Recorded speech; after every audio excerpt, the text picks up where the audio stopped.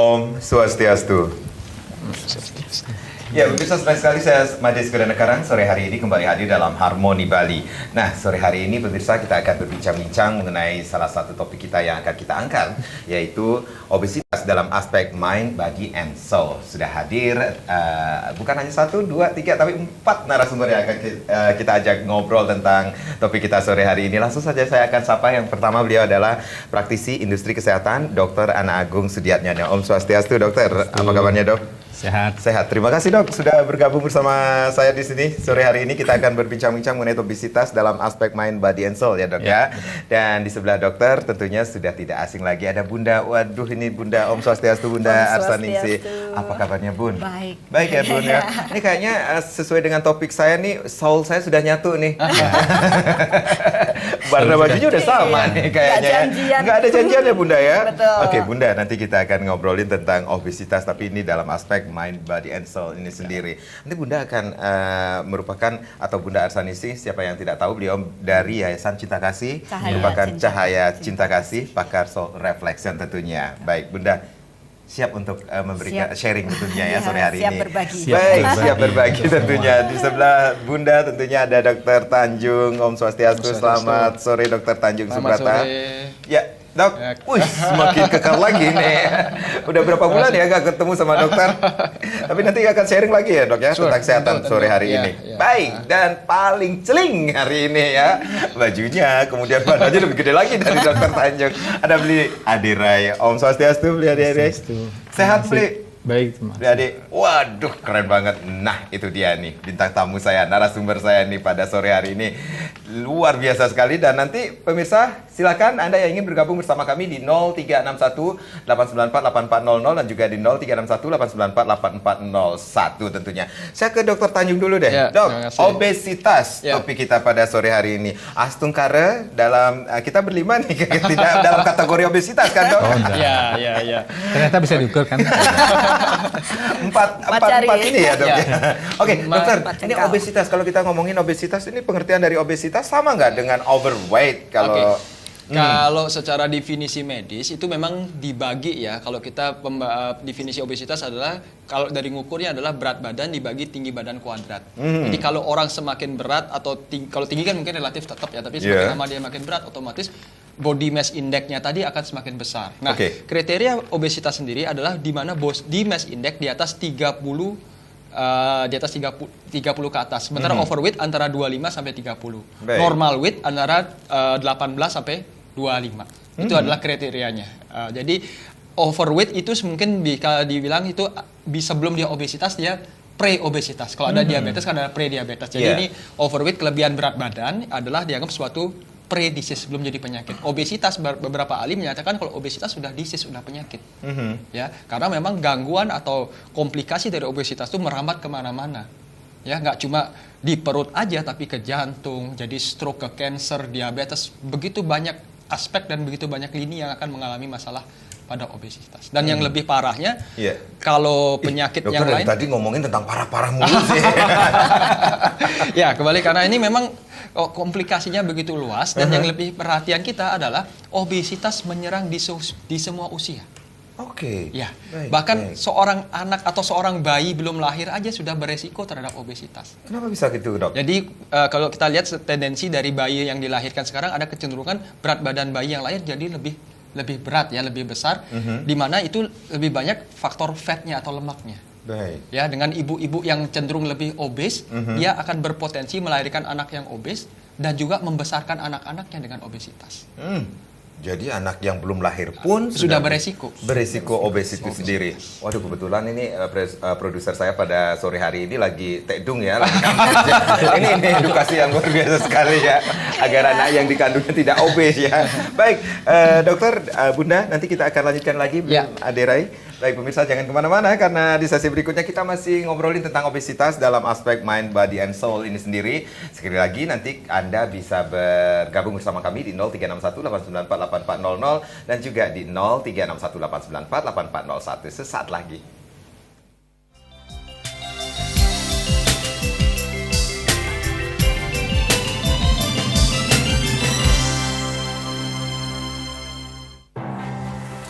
Vitalis, Eau de Cologne, an international fragrance collection. Vitalis. Wow. Ignite your charm. Reach your star. Vitalis Eau de Cologne. Agung Roy Dekorasi memerlukan tenaga serabutan. Bawa langsung lamaran Anda ke Banjar Padang Linjong, Canggu, Jalan Batu Mejan nomor 58, Badung.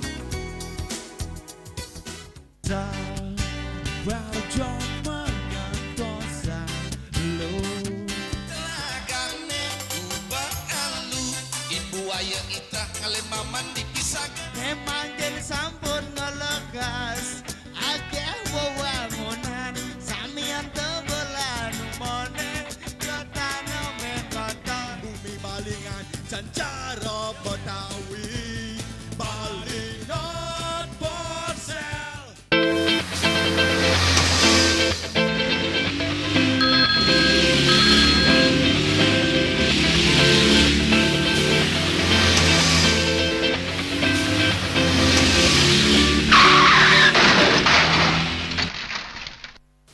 Pilih ban nganggon HP bisa ngerana yang sengkala.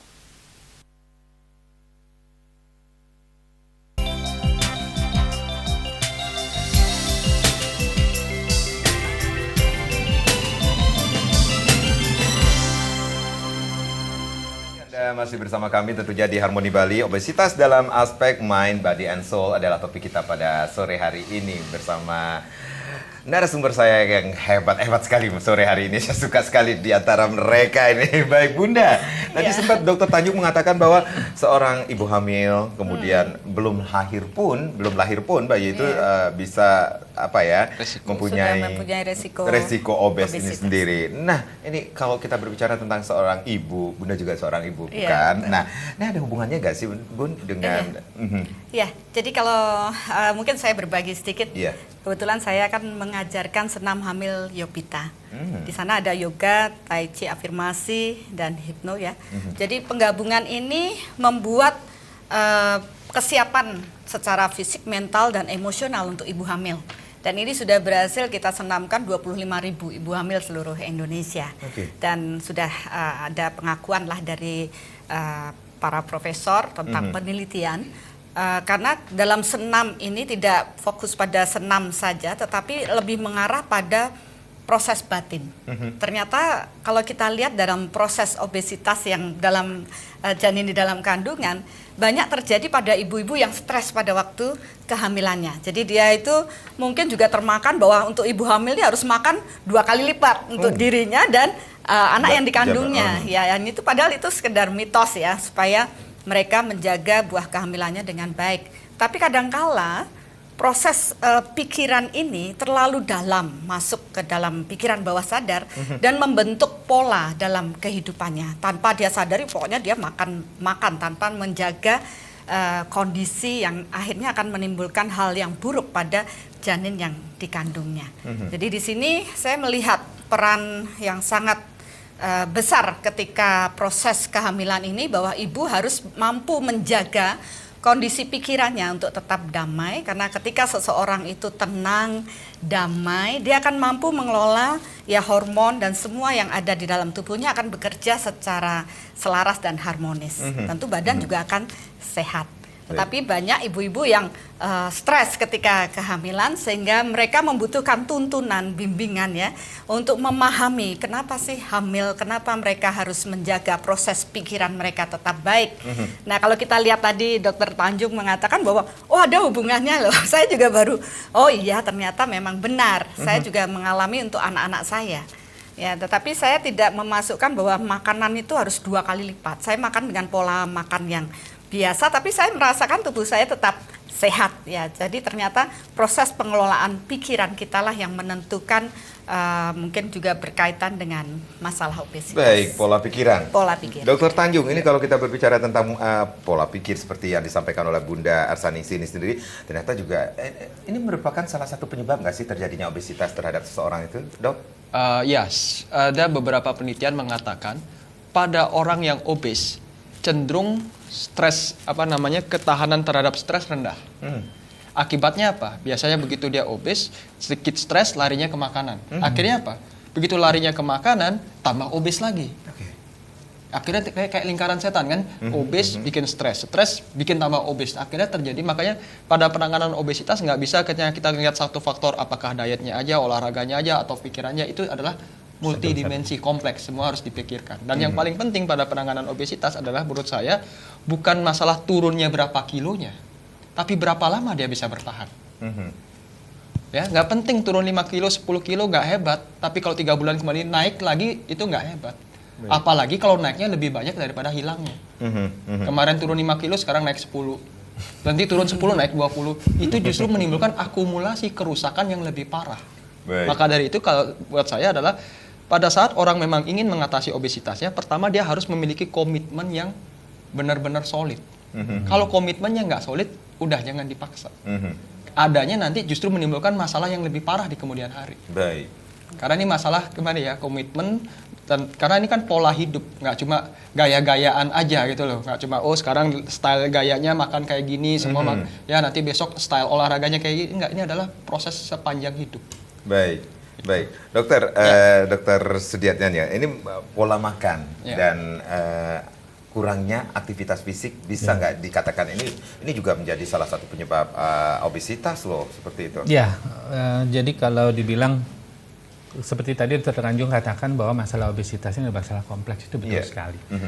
Di mana sebenarnya yang sering kita lihat, mereka itu datang ke pusat layanan kesehatan itu setelah mengalami akibat. Ini kan ada predisposisinya ya. Nah, sehingga tadi Dr. Tanjung menekankan bahwa proses ini harus kita buat prosesnya ditangani secara holistik. Artinya bagaimana? Masyarakat pun harus diedukasi ya dok ya. Dengan mereka diedukasi, mereka tahu begitu mereka baru mau gejala berat badannya sudah naik, dengan diberikannya edukasi yang cukup, akhirnya mereka memahami dirinya. Oh, saya orang yang kecenderungan akan gemuk. Nah, kemudian begitu dia mendapatkan informasi bahwa ini loh resiko gemuknya, akan terjadi begini, bisa DM dan sebagainya, sehingga itu diharapkan memunculkan sebuah konsep kesadaran di mereka bahwa dia harus menjaga sendiri. Tetapi yang sering terjadi adalah faktanya masyarakat itu sering lari dari fakta. Sangat sederhana kalimat yang sering muncul di masyarakat. Saya sering nanya, kenapa nggak periksa ke dokter? Takut nanti ketahuan semua sakitnya. Nah, padahal sebenarnya dengan kita mengetahui lebih dini, itu kan ada terapi. Cuman terapi ini pun saya garis bawahi lagi. Jangan pernah berpikir terapi itu hanya sifatnya adalah setelah sakit baru diobati. Bukan itu. Tetapi di awal kita tahu ada kecenderungan kita ke arah diabetes misalkan, kita sudah mendapatkan terapi. Nah, disinilah peran terapi yang lebih holistik itu berperan. Salah satunya juga komitmen, ya kan? Bagaimana orang itu akan berkomitmen? Dr. Tanjung mengatakan, oke lah dia obes, sekarang mau salah satunya disarankan olahraga, diet, tapi komitmennya nggak ada. Pelanggaran yang terjadi apa? Jadwalnya ke Pak Ade Rai bisa bolong terus, ya kan? Tetapi ini berawal dari apa? Dari mindset sebenarnya. Bagaimana mereka di mindsetnya itu bahwa, oh iya, saya mau sehat, saya mau terhindar dari obes. Itu dulu yang harus ada di kepala kita. Baik, mindset yang harus dirubah ini sendiri. Baik, kalau kita ngomongin tentang pola makan, kemudian kurangnya aktivitas fisik, saya harus nanya sama Bri Ade Rai ini sendiri. Bri Ade, ini sebenarnya pola makan yang bagaimana sih yang bisa dikatakan pola makan yang sehat? Jadi kesehatan sendiri sebenarnya definisinya adalah menciptakan kesenangan kepada tubuh kita. Menciptakan kesenangan pada terhadap tubuh kita. Betul. Cuma kadang-kadang kita lebih berfokus kepada kesenangan akan cita rasa ketimbang daripada kesenangan akan organ tubuh kita bisa menikmati kesehatan itu sendiri. Tapi kalau berbicara obesitas itu adalah ketika kita mengkonsumsikan makanan lebih cepat kecenderungannya daripada kecepatan kita untuk membakar kalorinya. Itu yang terjadi, makanya kenapa orang berat badannya lebih banyak. Ini sebenarnya simple, sederhana. Kita nggak melihat apapun juga, tapi kalau berbicara soal obesitas, kita berbicara kebutuhan terutama masyarakat di Indonesia untuk diedukasi tentang salah satunya adalah nutrisi itu sendiri ya. Jadi saya pikir itu yang penting. Jadi kalau bicara soal kelebihan berat badan, salah satunya disebabkan adalah karena konsumsi makanan yang berlebihan. Konsumsi makanan yang berlebihan, kalau di Indonesia kebanyakan adalah kombinasi antara karbohidrat dan lemak. Nasi goreng, mie ayam, mie instan, kue-kuean, roti, tepung-tepungan dan sebagainya. Jadi akhirnya karbohidrat, kalau kita lihat berdasarkan statistik juga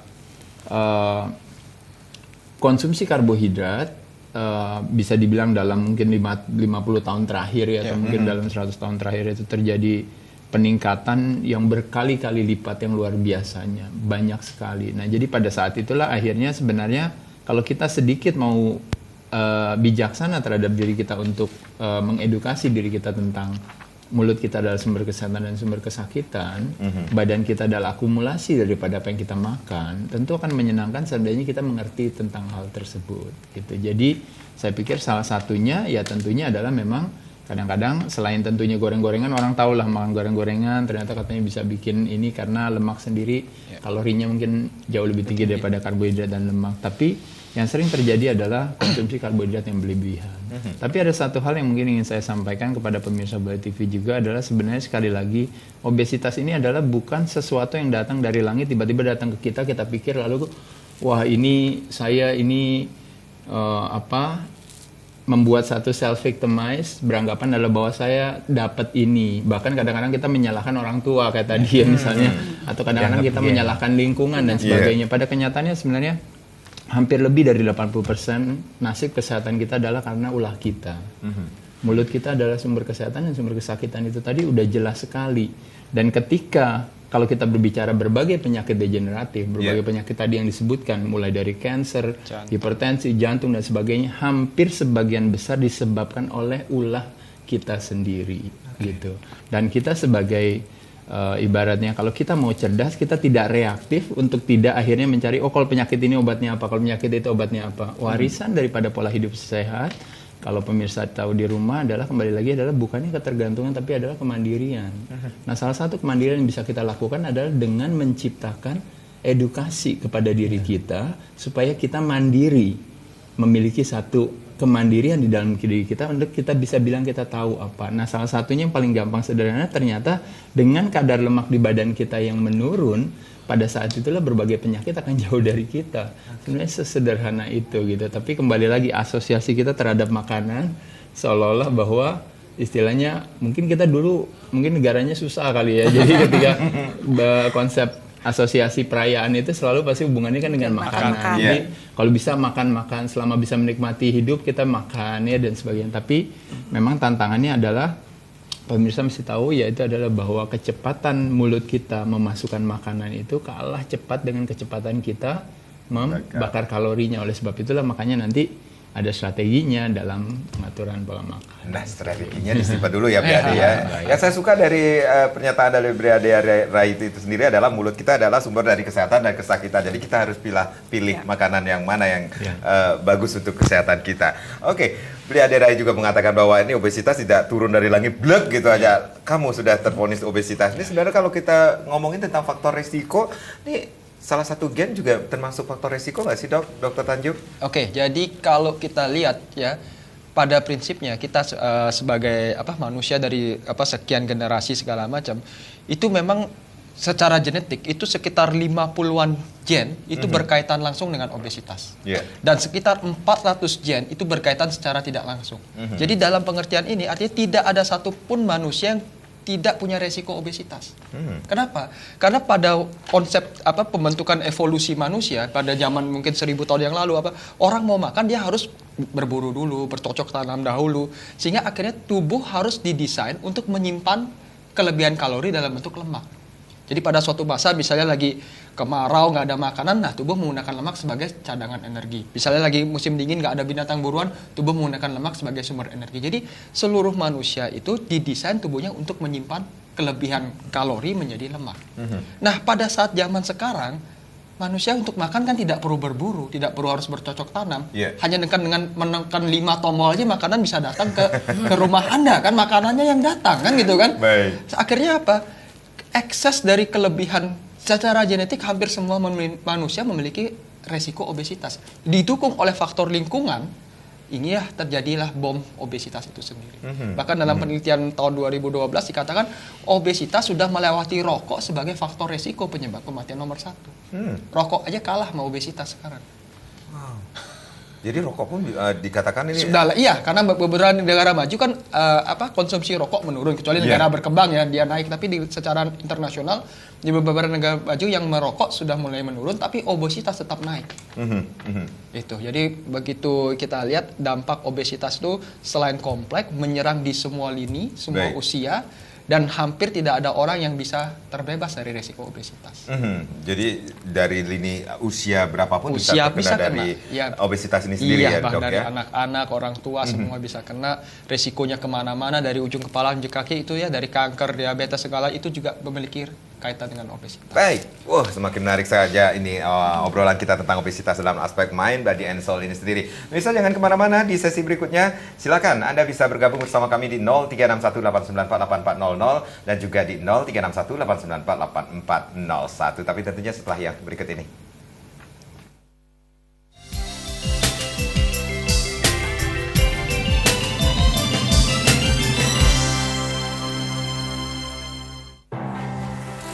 Vitalis Eau de Cologne, an international fragrance collection. Vitalis. Wow. Ignite your charm. Reach your star. Vitalis Eau de Cologne. Rasakan sensasi hidangan, roti canai, martabak India, dan teh tarik hanya di Warung 63 dan Sankara Resto. Vitalis Eau de Cologne, an international fragrance collection. Vitalis. Wow. Ignite your charm. Reach your star. Vitalis Eau de Cologne.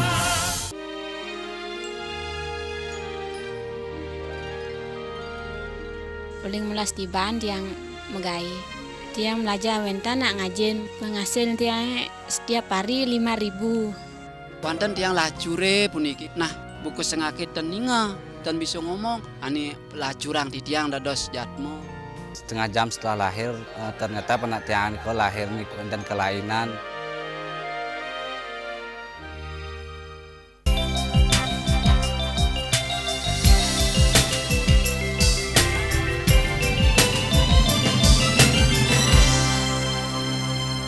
Ya, pemirsa silakan Anda bisa bergabung bersama kami di 0361-894-8400 dan juga di 0361-894-8401. Obesitas dalam aspek mind, body, and soul adalah topik kita pada sore hari ini. Bunda, selaku pakar soul reflection ini sendiri, Bunda bisa jelaskan ini mungkin atau peran orang tua dan tanggung jawabnya terhadap perkembangan anak ini sehingga anak tidak kecenderungannya menjadi obesitas itu sendiri. Iya, Bunda. bagus. Jadi memang peran orang tua itu sangat penting dalam menjaga pola makan anak, ya. Karena apapun anak itu selalu meniru dari apa yang dilakukan oleh orang tuanya. Baik. Ya, jadi seperti tadi Pak Adi juga bilang kalau orang tuanya kecenderungannya dia pola makannya tidak bagus, ya mengarah ke obesitas, anak ini mudah sekali terbawa. Dia pasti akan mengikuti pola. Apalagi kadang kita punya persepsi yang salah. Kalau sehat itu harus gemuk gitu. Jadi kita punya anak nih harus gemuk, dicekokin vitamin ya dan semua. Karena kepingin anak kita sehat ya. Tapi padahal bukan gemuk itu belum tentu sehat. Mungkin hanya lucu saja ya, Dok tadi kita di sini. Cuma lucu aja, seneng kita lihat. Tetapi dampak pada anak ini kan jadi bermasalah dia. Maka menjadi orang tua yang baik ya dia harus memahami kebutuhan yang dibutuhkan oleh anak ini, bahwa persepsi kita sehat itu harus kita delete dan kita ganti bahwa sehat itu secara holistik ya, tidak hanya dari fisik saja, tapi proses berkarakter yang baik, pola pikir yang baik ya. Jadi keselarasan, keharmonisan dalam fisik, mental, emosional dan spiritual. Dan itu menjadi tanggung jawab kita sebagai orang tua. Jadi tentunya ada efek obesitas itu terhadap pertumbuhan anak itu sendiri. Betul, ada. Bunda. Jadi banyak anak yang saya lihat mereka dari bayi sudah gede ya. Kemudian saya punya kejadian dengan anak saya yang pertama gitu. Saking senengnya punya anak, punya cucu nih ibu saya, cucu yang pertama, dia dalam mindset dia sehat itu harus gemuk. Jadi anak saya nih dicekokin terus, dibuat makanan. Ya, sampai dia akhirnya sudah dewasa sampai sekarang susah untuk menurunkan berat badan ya. Dan saya sudah upaya dong coba usaha ini nih. Ternyata dari sistem itu dia terus bertumbuh dengan polanya. Jadi saya juga akhirnya mencoba untuk anak-anak berikutnya, saya tidak mempolakan hal seperti itu. Saya ajak mereka untuk mengelola proses pikirannya. Dan setelah saya pelajari dalam proses soul reflection, ya berhubungan dengan jiwa, bahwa semua proses yang terjadi dalam kehidupan kita adalah proses kontrol pikiran bawah sadar kita. Nah, disinilah konsep pikiran bawah sadar ini banyak orang yang tidak mampu mengelola. Jadi minat atau niat kita untuk benar-benar menjaga tubuh ya, kadang kan lebih tergiur dengan rasa yang enak, tetapi belum tentu membuat tubuh yang sehat. Nah, disinilah perlu proses untuk membawa kita mempunyai kesadaran dalam menjalani proses kehidupan kita. Seringkali orang itu bertentangan dengan antara pikiran dan perasaan ya, dengan aktivitasnya. Dia ingin sehat, tapi ya dia aktivitasnya makan sembarangan. Jadi saya juga melihat bahwa hidup kita ini adalah karma. Kesehatan adalah hasil karma kita. Kalau kita itu menanam hal yang baik di awal, maka masa tua kita atau saat ini kita akan sehat. Tapi kalau dari awal kita sudah menanamnya yang buruk, otomatis kita juga akan dapat memetik hal yang buruk di kemudian hari. Dari sini saya ajak orang untuk mulai aware terhadap diri, menjaga pola pikir yang positif, karena secara energi ini kan bisa terukur. Apakah di dalam benak pikiran bawah sadar dia selalu berpikir saya gemuk, akhirnya akan terbentuk gemuk ya, kalau saya tak ingat di situ. Tanpa disadari, padahal dia ingin diet supaya menguruskan, tapi dia takut gemuk. Alam ini tidak mencatat takut. Jadi apapun yang kita pikir itu akan mewujud. Ketika dia punya ketakutan dengan gemuk, tanpa disadari gemuk itu yang akan terpola. Nah, disinilah konsep untuk pengendalian proses berpikir sangat diperlukan. Baik, saya pernah membaca bahkan mendengar big is beautiful but fat is not health. Nah, itu dia yang ingin saya tanyakan sama Belia Dera ini. Untuk mencapai health itu sendiri loh, Belia Dera, untuk agar terhindar dari obesitas sendiri. Sebenarnya salah paham ketika kita beranggapan bahwa kita harus mencari kesehatan, karena pada dasarnya sehat bukan tujuan kita. Justru sehat itu syaratnya gitu. Syaratnya harus sehat ya, dulu. Jadi sehat nggak usah dijadikan tujuan. Kalau usah dijadikan tujuan berarti kita tidak memilikinya ya. Jadi sama juga kayak happiness juga ya Bu ya. Istilahnya happiness is not the destination, happiness is the way kan. Jadi healthiness is not the destination, healthy lifestyle is the way. Jadi syaratnya yang dibutuhkan. Kalau kita tidak perlu olahraga bisa sehat, kenapa mesti olahraga? Kalau kita tidak perlu mandi, kita bisa bersih terus. Buat apa kita harus mandi? Jadi sehat tidak menarik selagi masih kita miliki, baru menjadi begitu menarik pada saat dia pergi dari kita. Jadi ketika dia pergi dari kita, baru kita menyadari sehat itu betapa pentingnya. Mencari sehat pada saat dimana sehat masih kita miliki menjadi mudah dan murah sebenarnya. Kita lupa itu. Tapi ketika mencari sehat pada saat dia sudah pergi dari kita, akhirnya menjadi mahal dan susah. Mahal mesti bayar, susah belum tentu sembuh. Nah, sakit ibarat sudah jatuh tertimpa tangga, rasanya tidak enak harus bayar pula. Jadi udah rasanya nggak enak mesti bayar pula lagi. Pada saat itulah urgensi terhadap sehat itu menjadi tinggi. Tapi memang sehat itu tidak menarik bagi masyarakat di Indonesia karena semuanya masih pada sehat. Karena semuanya masih pada sehat kan. Tapi yang tidak disadari adalah yang mereka takutkan itu katanya usia tua. Yaitu adalah bahwa nanti kalau udah tua nanti sakit akan datang. Tapi dia lupa bahwa sakit itu bukan sama tua, itu sebenarnya tidak ada hubungannya.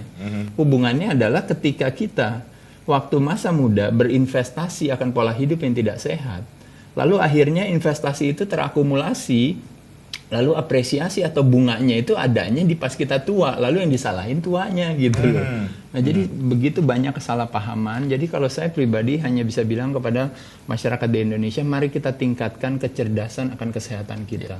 Kita selalu sering menyalahkan bahwa seolah-olah nasib kesehatan kita itu adanya di tangan dokter, harusnya adanya di tangan rumah sakit. Bahkan sekarang ini, bahkan nasib kesehatan kita adanya di tangan pemerintah lagi katanya. Jadi makin gagal total lagi. Jadi sekali lagi saya rasa adalah salah paham bahwa yang kita butuhkan masyarakat di Indonesia adalah sebuah kemandirian. Kemandirian akan kecerdasan, akan sehat itu sendiri. Dan kembali lagi seperti tadi Ibu katakan, Bunda katakan adalah tepat sekali bahwa karma itu adalah aksi. Apa yang kita apa yang kita taburkan itu yang akan kita tuai. Jadi sesederhana itu gitu. Jadi kenapa orang bisa gemuk sekali? Jawabannya adalah karena memang makannya ya kebanyakan aja. Nah, kenapa makannya banyak? Karena saya mengasosiasikan makan sebagai sebuah kenikmatan. Nah, bagaimana caranya merubah asosiasi itu untuk bisa melihat. Jadi sebagai contoh sederhana, apa bedanya orang yang merokok dan tidak merokok? Ketika kita mengasosiasikan rokok sebagai kenikmatan, maka aksinya adalah merokok. Ketika kita mengasosiasikan rokok sebagai kesengsaraan atau penderitaan, maka aksinya tidak merokok. Tapi apakah orang yang merokok adalah orang yang tidak peduli dengan kesehatan? Jawabannya tentu tidak. Nah, jadi sekali lagi, kenapa kita makannya banyak? Karena kita mengasosiasikan makan sebagai sebuah kenikmatan, hal itu. Jadi mungkin bisa dirubah yang lebih menguatkan hati. Baik, luar biasa sekali. Pemirsa silakan Anda yang ingin bergabung bersama kami. Line kami sudah buka di 0361 894 8400 dan juga di 0361 894 8401. Obesitas dalam aspek mind, body and soul adalah topik kita sore hari ini. Dr. Tanjung, obesitas bisa dihindari nggak sih? Sebenarnya pada dasarnya setiap manusia saat dia dilahirkan, misalnya dilahirkan kondisi sehat dan dia bisa maintain dengan sehat, itu pasti bisa dihindari. Ingat, obesitas tidak terjadi dalam satu malam. Obesitas tidak terjadi karena kita sekali makan banyak terus jadi obes, tidak. Dia butuh waktu, butuh proses, ya kan? Nah, artinya sering kita katakan obesitas itu sangat mudah untuk dicegah. Cuma selama ini yang terjadi apa? Sudah kasep, udah obes, baru mulai sadar kan gitu kan. Dan celakanya sadarnya pun bukan karena alasan kesehatan, lebih pada alasan penampilan. Kalau ditanya, kenapa Anda mau turun berat badan? Ya kan biar pakaian saya, nanti saya mau ini nih, mau pre-wedding picture nih, biar pakaiannya kan akhirnya apa? Alasan perbaikan tadi sangat lemah. Ya, begitu daya selesai tarik performa lebih menyenangkan. Iya, daya tarik performa lebih menyenangkan gitu kan. Iya, performa kelihatan ya kan. Tapi begitu tujuannya tercapai, udah selesai. Sudah selesai pre-wedding, udah semua diet apa sudah hilang kan gitu kan. Tapi tadi ya edukasi tentang bagaimana menanamkan kesadaran bahwa ini penyakit, ini masalah. Bukan hanya masalah penampilan, tapi investasi, gangguan kesehatan masa depan. Dan itu pasti terjadi. Cuma masalah waktu aja.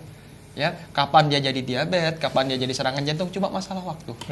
Dan itu akan terjadi. Oke, Dokter Agung, Sudiatnya dan Niki sendiri tadi sempat mengatakan komitmen mindset. Ini bagaimana menanamkan komitmen dari seorang itu sendiri? Ya, sebuah komitmen ataupun bagaimana dia mendesain mindsetnya itu tidak lepas dari bagaimana dia sebenarnya harus mulai membuka diri, seperti dikatakan sama Bli Ade Rai tadi bahwa mereka harus memiliki kecerdasan kesehatan. Jadi kalau selama kita menutup diri untuk mau membuka diri menuju ke kecerdasan kesehatan itu, maka kita tidak akan pernah menemukan mindset yang pas. Contohnya misalnya begini. Kalau orang itu sudah tahu kalau dia menderita kencing manis, maka risiko yang dihadapi, dia bisa mengalami kelainan di mata, dia bisa mengalami kelainan di ginjal, dan seterusnya. Banyak, bahkan itu jelek sekali prognosisnya. Kalau dia sudah mengetahui, itu lebih mudah mengarahkan dia, kalau seperti itu, jangan dong kamu harus menghumbar ya, seperti beliau bilang, pokoknya makan itu yang nikmat. Jadi ini harus seimbang gitu loh.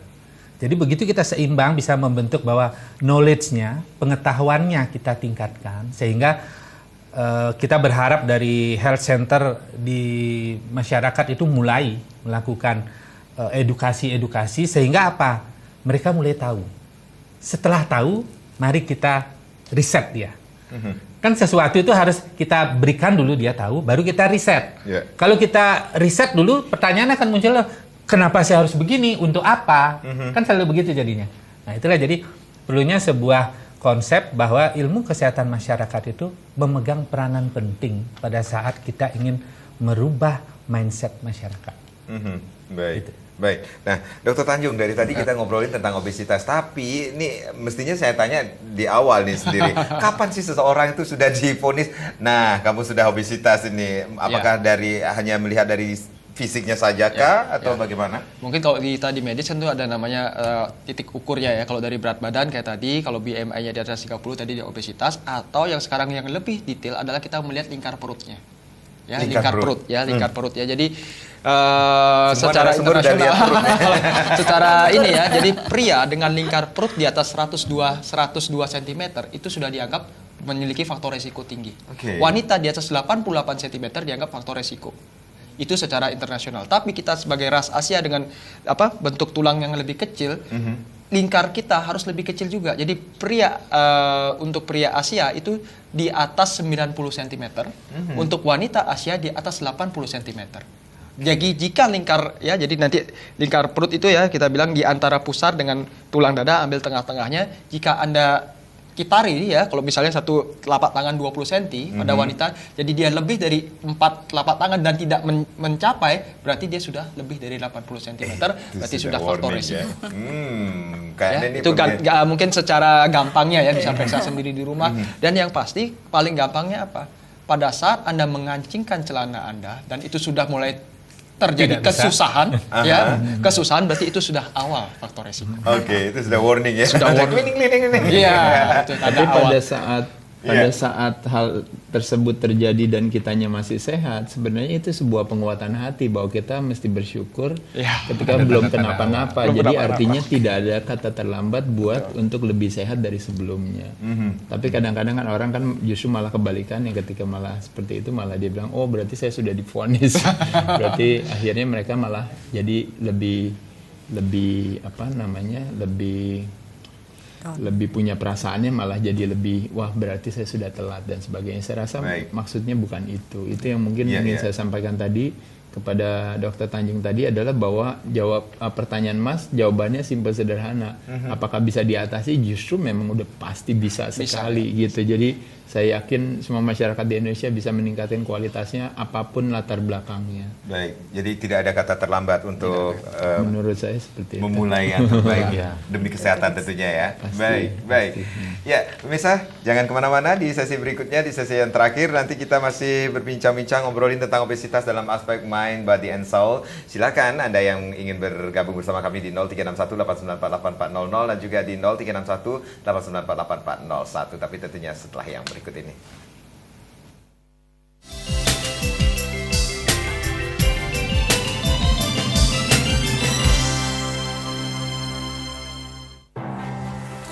Vitalis Eau de Cologne,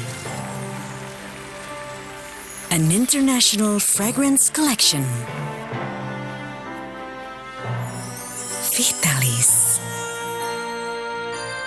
Wow. Ignite your charm. Reach your star. Vitalis Eau de Cologne. Pengidapati terkait dengan istilahnya untuk upacara meningkatkan kesucian dan keadnyanan. Pengidapati sesuai yang terkait dengan pekayun. Mentajamkan pekayun, mentajamkan pikiran, mentajamkan silah, meningkatkan kesucian dan meningkatkan kualitas diri dalam pelajaran kediatmikan. Sekali saya Chandra Yunitasari dapat menjumpai Anda kembali dalam program acara kesayangan kita Round Up the World.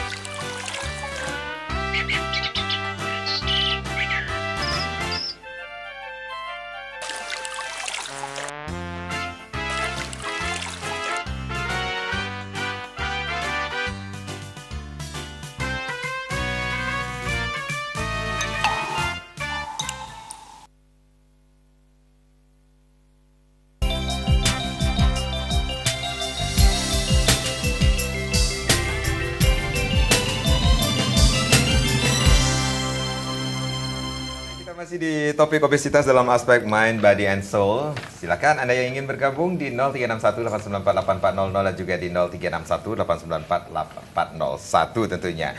Baik, Bunda, tadi Dokter Agung juga mengatakan bahwa komitmen, kemudian mindset. Nah, ini kalau kita berbicara tentang apa yang sudah dilakukan seseorang yang dalam status obesitas itu sendiri, kemudian diet sudah dilakukan tapi merasa lelah diet, kemudian aduh males banget ini, apakah ini berhubungan dengan pemrograman pikiran untuk melakukan hal tersebut? Iya, itu Jangan sangat. dijawab dulu ya Bunda ya, sudah ada yang bergabung. Ini ada Bu Agung niki, Om Swastiastu, selamat sore Bu Agung.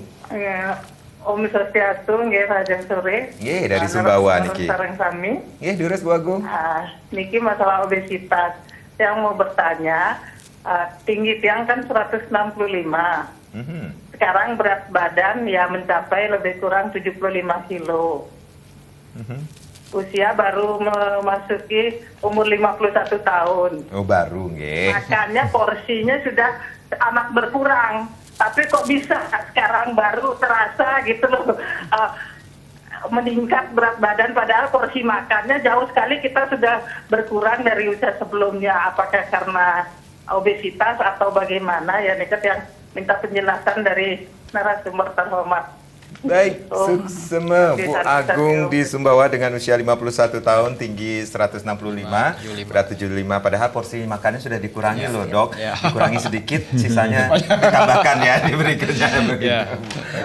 Oke, mungkin saya jawab singkat ya. Agung Jadi di Bu Sumbawa. Agung, jadi pada dasarnya proses fisiologis tubuh manusia dengan pertambahan usia terjadi namanya penurunan metabolisme atau laju kecepatan pembakaran kalori atau lemak kalori ya. Jadi otomatis semakin tua kebutuhan kalori Anda seseorang harusnya semakin sedikit. Kita makan dengan porsi yang sama aja cenderung terjadi peningkatan berat badan. Ya kan? Nah, usia pasti bertambah, nggak ada yang bisa menghentikan. Terus apa yang kita bisa lakukan mencegah untuk supaya tidak terjadi perlambatan atau penurunan metabolisme? Nah, di dalam tubuh kita, salah satu yang disebut sebagai motornya atau apa namanya istilah dapur metabolisme adalah jaringan otot kita. Jaringan skeletal kita ya, otot rangka, tulang dan lain sebagainya. Jadi pada saat ibu berlatih atau berolahraga, ibu tentu pasti menggunakan jaringan otot. Nah, saat jaringan otot tadi digunakan, dia akan meningkatkan namanya metabolisme. Nah, disitulah terjadi pembakaran. Jadi dengan pertambahan usia itu kan kepastian. Usia umur pertama adalah suatu kepastian. Tapi kalau ibu bisa dengan pertambahan usia ibu sertakan dengan aktivitas fisik atau olahraga yang baik dan benar, itu yang nanti. Jadi ibu nggak harus terus mengurangi makan, kan gitu kan? Lama-lama nggak makan sama sekali dong jadinya ya. Kalau terus mau dikurangi porsinya. Jadi ibu bisa makan kembali ya. Tadi kata Mas Ade nggak cuma porsinya tapi sumbernya apa. Terus cara penyajian bagaimana ya, time-nya bagaimana, kapan waktu makan dan lain sebagainya. Dan disertai tadi aktivitas fisik atau olahraga yang benar, itu yang nanti sebagai pencegah atau penanganan dari kasus obesitas itu sendiri. Jadi nggak terus kurangin porsi lama-lama akhirnya tubuh akan justru lebih stres kan. Begitu tubuh stres nanti akumulasinya apa? Kelaparan akhirnya ibu akan kalap makan lebih banyak. Akhirnya tambah obes lagi. Itu yang sering terjadi, beratnya turun nggak bisa bertahan. 3 bulan naik lagi ya. Baik. Seperti itu. Baik, Bunda silakan dengan pertanyaan saya tadi. Saya bisa nambahkan sedikit. Oh iya, silakan untuk dengan Bu Agung di Sumbawa niki. Bu Agung sudah jauh-jauh dari Sumbawa, tentunya ingin mendapat solusi karena kalau tadi saya dengar ceritanya kan usianya 51 nih. 51 tahun. Berarti seumuran dong dengan saya. Dari proses ini, sebenarnya saya ingin berbagi saja. Memang kita harus menyadari sebagai seorang wanita, proses hormonal itu akan berperan di dalam tubuh kita. Ya seperti tadi dokter bilang, estrogennya sudah mulai turun ya. Ditambah lagi ketika seseorang menjadi stres ya, walaupun kita tidak makan banyak. Ya, makan kita udah sedikit sekali, karena saya juga mengalami. Saya sudah makan sedikit, sempat saya stres, tegang, maka berat badan saya juga akan naik. Walaupun saya sudah makan sedikit, sudah berolahraga. Kenapa? Ternyata faktor stres ini juga membuat kondisi hormonal yang tidak baik lagi, lebih buruk lagi. Jadi saya lihat juga tingkat stresnya ada, tadi saya ukur dengan Soulmeter, lumayan. Jadi proses yang diperlukan oleh ibu adalah rileks, tenang, dan mengafirmasikan hal yang positif ya, bahwa saya damai, saya bahagia, dan mendelete hal-hal yang negatif dalam diri kita. Mendelete hal-hal yang negatif. Betul. Baik, sudah ada yang bergabung kembali. Om Swastiastu, selamat sore. Halo. Selamat sore. Nggih, Pak Nyoman niki. Selamat sore Pak Nyoman, durus Pak Nyoman. Yang kembali ke Ibu Arya Ningsih nggih. Nggih, Arsa Ningsih. Nggih. Abu Arsa ya, Abu Arsa. Nggih, durus Pak Nyoman. Singkat. Jadi saya kan ada masalah nih tentang diri kita sendiri nih. Cuman kalau bisa mungkin apa saya bisa langsung ke alamat Ibu, apa kita bisa di konsultasi lewat di sini ya. Nggih, Pak Nyoman. Nanti telepon balik lagi nggih setelah acara kita selesai nggih. Baik. Nah, masalahnya begini Bu. Nggih. Ini masalah kan masalah spiritual ini. Oke. Jadi baik. saya punya problem sendiri pribadi. Jadi bagaimana cara kita untuk mengatasi bahwa kalau kita untuk melupakan artinya kejadian yang sudah lewat itu kok susah sekali gitu maksudnya. Baik. Ada solusi seperti apa gitu maksudnya. Nggih, Sikseme Pak Nyoman di Denpasar. Waktu kita singkat sekali. Iya. Kalau ada waktunya panjang nih bisa langsung konsultasi sama Bunda ya. Nanti ditelepon balik lagi nggih Pak Nyoman nggih setelah acara Kalau kita boleh. selesai nggih. Nggih. Baik, nanti ditelepon kembali. Baik, Bunda, silakan Bunda. Waktu kita singkat sekali ini. Pertanyaan yang tadi ya. Iya, masih ini Maaf ya, keseriusan Bapak. untuk menangani obesitas itu sendiri. Iya, bahwa seseorang punya tanggung jawab atas dirinya. Iya. Ya, bahwa apapun yang terjadi dalam dirinya itu ternyata tercipta dari bentuk pikiran, perasaan yang dia miliki. Orang yang sehat karena dia selalu berpikiran sehat dalam benaknya. Dan ketika kita salah dalam memproses berpikir, maka kesalahan ini juga akan muncul dalam tubuh kita dengan proses sakit.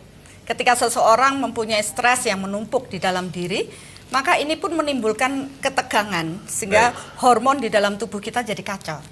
Maka mungkin dari awal kita mempunyai kesadaran akan mind, pikiran, bagaimana mengelola pikiran dengan baik, kemudian aktivitas secara fisik dengan olahraga, dan tentunya kesadaran jiwa. Baik. Ya, bahwa jiwa ini merekam banyak rekaman-rekaman masa lalu di kehidupan yang dulu. Jadi kalau kita mau masuk di sisi jiwa ini, kalau dijelaskan dengan karma kita, reinkarnasi kita akan menemukan bahwa kecenderungan apa yang dibawa kita di kehidupan dulu akan terwujud dalam kehidupan ini. Nah, proses sekarang dalam kehidupan ini kita diajak untuk memperbaiki kualitas diri. Bagaimana? Yaitu dengan mengoptimalkan kesadaran, proses kesadaran. Karena proses ini tentunya akan mampu lebih dalam masuk untuk mendelete semua hal-hal yang negatif. Seperti Bapak tadi ya.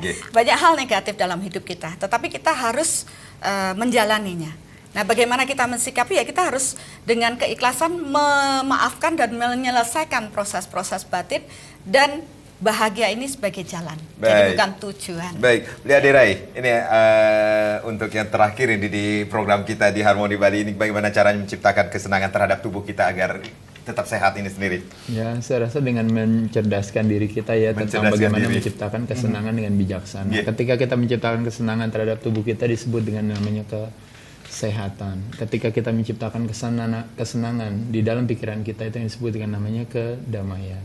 Ketika kita menciptakan kesenangan di dalam emosi kita itu yang disebut dengan namanya kecintaan atau kasih sayang. Dan ketika kita menciptakan kesenangan dalam life energy kita itu yang disebut dengan namanya kebahagiaan. Jadi saya pikir di sini senang, di sana senang, di mana-mana hatiku senang. Ini kayak judul lagu aja.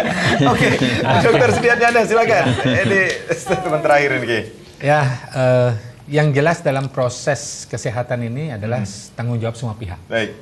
Jadi kita harus sama-sama senang, kita tanggung jawab sama-sama, dan kita nikmati sama-sama hasilnya. Baik, terima kasih Dr. Sudiatnyana, Bunda Arsa Ningsih, Dr. Tanjung Beliau Derai. Terima kasih sudah sharing di sini. Baik pemirsa, demikian bincang saya bersama narasumber saya sore hari ini yang sangat luar biasa sekali. Saya Made Suka dan Karang. Mudah-mudahan apa yang kita berbincangkan pada sore hari ini tentunya bermanfaat bagi Anda. Sampai jumpa. Om Santi Santi Santi Om.